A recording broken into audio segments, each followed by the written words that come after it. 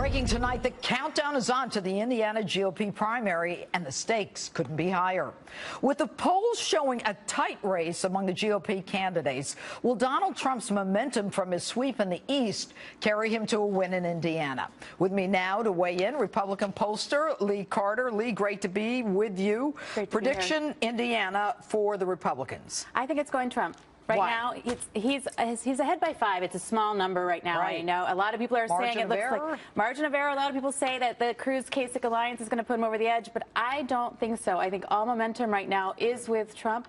I think a lot of people are saying the Cruz-Kasich alliance was a complete failure, made Cruz seem even more establishment, even though he was trying to claim the outsider. He's got advertisements running right now in Indiana that are saying, I am the ultimate outsider, and Carly is an outsider with me. And I just don't think people are buying it. I think it looked like he was a back room, not in favor of the people. He's mathematically impossible to get to the nomination, and I think it's going to be really hard for him to make the case. It's almost like the arrogance, you know. Let me do this backroom deal. Kasich, you don't come into Indiana, and then Kasich, with a mouthful of pancakes, says, I never said not to vote for me. Well, then what's the point of not coming into Indiana? And then Cruz, you know, looks like he's saying something that isn't true, or that their deal was brokered in a way that was sloppy and ineffective. It was really, you know, one saying there's nothing to see here, one saying it was an alliance. It really just looked like they're not telling the truth. And you know, it started with Carson way back when we said Carson was dropping out. On the Democratic side, who wins Indiana? I think Hillary's going to win. She's ahead by right now on average 6% in the polls. She has been dropping, and you know, it is an open primary in Indiana.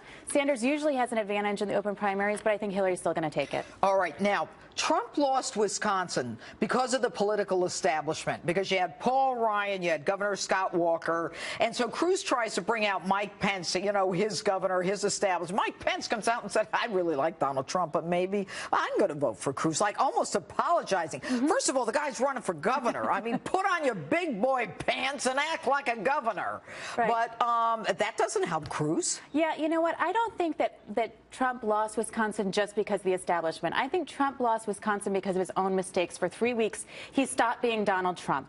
And I think the thing that Donald Trump is doing right now is he's continuing to be Donald Trump, only a stronger Donald Trump. He's going out there, he's making policy speeches, he's giving more detail, but he's still on there. He's being the Make America Great candidate that people are continuing to resonate with. Now, whether you like him or not, you say, this is who he is, who he is, who he is. Okay, so when people say he's got to pivot for the general election, you know, what you're saying is people want the real Donald, and that he can't pivot, but then how does he get the left and the independents? I completely disagree with people who say he needs to pivot. I 100% disagree, because people say that they like him because he's authentic and who he is. He can't change who he is. What I say, the best thing that Donald Trump can do is he can expand who he is by association. So if he starts bringing in people that you can trust and say, wow, I didn't know that he could partner with someone like that. When you see advertisements, he's got one running right now with his son talking about the softer side of Donald Trump. Then you can start to say, oh, I didn't know that side of him. If he starts getting a deal, you know, if he starts bringing in a VP candidate who's somebody that you might say, like, well, that's somebody with a lot of experience. I didn't know that he could work with somebody like that. Okay. That's how you're going to round him out. And you know what? Just with his family coming out, I mean, it brings out the softer side of Donald, and the fact that, you know, he really is someone who loves his family and is, you know, you look at those kids and, you know, the proof is in the pudding. Exactly right. But what about the fact that Donald forward is going to be confronted with a lot more of this kind of, you know, the Mexican flags in Costa Mesa Thursday night, and they say that they're, you know, going to be fighting more against him, and the Democratic establishment is paying all these protesters. It just attaches violence to a Trump rally. You know, it's really, really fascinating, because people are all talking about how much anger Donald Trump is instilling in his supporters, and it's not his supporters that are angry. It is the people that are coming out against him. And so it is going to be a real challenge to see how he's going to start bringing people together and showing, look, I'm not trying to incite anger. I'm trying to get America back to be great again. And he's going to have to start doing that, and he's going to have to start showing that, I think, by bringing some people together that are going to surprise us and start showing us the other side, whether it's getting... He is a man of surprises. Yes. Let's look forward to California. Yeah, for sure. What's going to happen? I think, California is such an interesting place because the delegates are all congressional district by congressional district. And so you could have a district where there's 3 Republicans, and you could win that, and then you can get some delegates. So it is going to be a fascinating place.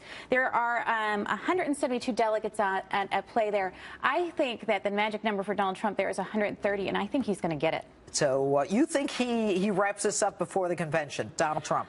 I do, and I didn't until 2 weeks ago, but now I think he's going to. All right. Lee Carter. Yeah. Thanks for being with us tonight. Great to be here. Thanks so much. All right. And Bobby Knight is coming up next. Plus, part 2 of tonight's Street Justice, the battle of the sexes in Manhattan. Don't go away.